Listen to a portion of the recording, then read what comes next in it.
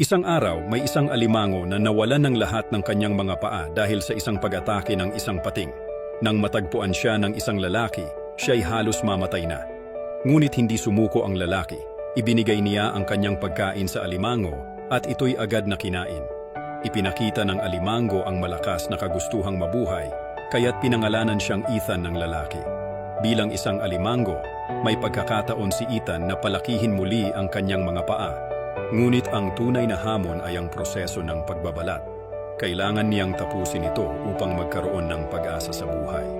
Bawat araw, ibinabalik ng lalaki ang masasarap na pagkain mula sa karagatan. At ang unang ginagawa niya pag-uwi ay pakainin si Ethan. Laging excited si Ethan at agad na kinakain ang pagkain. Unti-unti, bumalik ang mga paa ni Ethan.